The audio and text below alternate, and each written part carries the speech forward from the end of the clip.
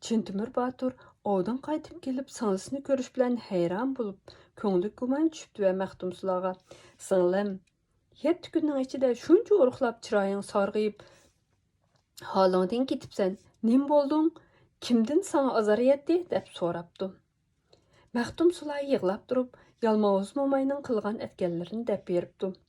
Bunu alğan Çintimir Batur nahayet gazaplanıp, 7 başlıq Yalmavuz'nu öttürüşke qasam içipdi. Ve sığılım, menen kelgenimni hiç kişi bilmesin. Men işinin keyniga or kovlap, mükünüp yatımen. Eğer Yalmavuz kelip meni sorusa, kelmedi dep cevap bergen, depti ve etini, pürkütü ve ihtiga. Vafadar canvarlarım. Eğer Yalmavuz gelse, hiç ün çıkarmanla, onu bir amal kılıp kolgu çüreyli, depti. Akıllık hayvanlar onun gipini anlaptı. Şundaq qılıp Çintimir Batur oru kolap, orada mükünüp yetipdi. Bir kemden keyin Yalmavuz yana eshikning oldiga kelib, yana daim so'ragan savolni qaytilab so'rashga boshlabdi. Mahtumsulami o'xshashla javobni beribdi. 7 boshliq Yalmavuz yana 7 beshidan 7 xil ovoz chiqarib, eshikdan uyga kirmay turibla. "Hey, Mahtumsula, akang kelgan o'xshamamdi. Uyda odamning purqi kelyotidi", deb so'rabdi. Mahtumsula temkinlik bilan: "Akam kelmedi. Eğer akam kelgen bolsa, eti yığılda, bürkütü ornunda, iti eshikda bolmasmidi?" depdi. "Sen yolg'on aytyapsan. U yushurnuga o'xshaydi", depdi Yalmavuz momay. "Bugun akamning kirqatlarini yuyib, suyini uyga to'kaydim. Shuni purg'i bo'lsa kerak", depdi Mahtumsulami. Bu so'zni anlab Yalmavuz uyga kirib ve odat bo'yicha Mahtumsulani uzun chechidan qo'ziq esib, "Əmdil qəni şoray" deb turishig'a Çintimir Batur oradan chiqib, misran qilichi bilan bir urgan ekan, Yalmavuzning bir beshi uzilib tushibdi. Ve Çintimir Baturga qarab, "Bir beshimni o olding, qolgan 6 beshimni qandoq javob bersan?" deb qahri bilan elishibdi. Çintimir Batur uning yan bir beshini chepib tashlabdi. Elish bir qancha kun davom qilibdi. Yalmavuz uydan qechib chiqishga amal topolmabdi. Çintimir Batur uning 6 beshini kesib tashlabdi. Yalmavuzning hech holi qolmabdi. Uning eng oxirgi Yalmanguz deb atalgan bir beshi qolibdi. U Yalmavuz amalsizlikdan qo'yiniga aylanib, uyning to'nligidan chiqib ketibdi ve "Hey Mahtumsula, hap to'xta" deb bedar qechibdi. Çintimir Batur arg'amoq itiga minib Yalmavuzning orqasidan qo'g'lab, Yalmavuzga yetishibdi. Kapkap kuchiga Yalmavuzning pochig'ini chin tishlabdi. Shunday qilib, Çintimir Batur Yalmavuzning oxirgi beshini kesib tashlabdi ve xushal bo'lgan holda uyga qaytib kelibdi. Mahtumsulami asta asliga kelibdi. Kundan kunga chiroyli bo'lib ketibdi. Yani kunlar o'tib, Çintimir Batur yana o'g'i menibdi. U singilsiga: "Singlim, suv bo'yida o'tirib chechang tarmag'in", deb nasihat qilibdi ve o'g'i menibdi. Mahtumsula aksi degandek uydan talaga chiqmay bir necha kun o'tkazibdi.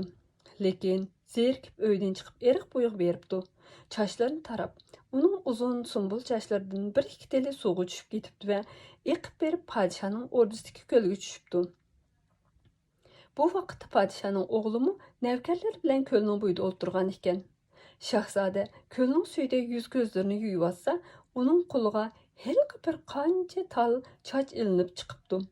Bu çaşlarının uzunluğu şahzadenin heyran kaldırıptı ve "Bu nim degen güzel uzun çaç?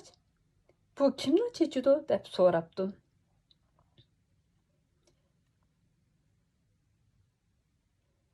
Nevkerler, "Bu belkim güzeller güzeli Mahtumsula'nın çeçi bo'lishi mumkin. Uning Çintimir degan akisi var. Uningga teng kelgudek Batur tex chiqqani yo'q" deb javob beribdi. Şahzade Mahtumsula'ni ko'rmay turib oshiq bo'libdi ve derhal beylerini yig'ib maslahat opdi ve nurg'un lashkarlarni to'plab Mahtumsula'ni elib qaytish uchun yo'lga ravon bo'libdi. Ular bir necha kundan keyin Mahtumsula'ning uyiga yetib kelib, uyini qo'rshibdi. Mahtumsula ularga qarshilik ko'rsatib o'g'ziga chiqib ve ularga: "Hey lashkarlar, bu nim ne nomussuzluk. Bir qızga şunchalar lashkarlarga qarshi turamsizlar? Agar akam kelsa, uningga nima deb javob bersizlar? deb so'rabdi. Bu chaqda shahzoda, "Hey Maxtumsula, sen o'zingni men qabul qilgin, bo'lmasa seni zo'rlik bilan olaman" debdi. Bu gaplarni anglab Maxtumsula g'azab bilan yerga tushibdi-da, aksi g'azab bilan yerga tushibdi. Aksi ovib ketishdan burun Maxtumsulaga, "Agar beshing kun tushsa, bu qushni qo'yayotgan, u menga xabar yetkazdi" deb alg'ur burkutini qo'yib ketgan ekan. Maxtumsula lashkarlarni ko'rgandala qushni qo'yib yutibdi. O'zi qilichini qo'lga olib lashkarlar bilan elishga boshlabdi. Qushni ko'rgancha qushi uchib kelib Chintumir Boturni tepibdi. Chintumir Botur qushni ko'rgan hamon uyga qaytibdi. Qaytib kelibdi. Singil ikkisi jiq lashkarlarga qarshi urushibdi.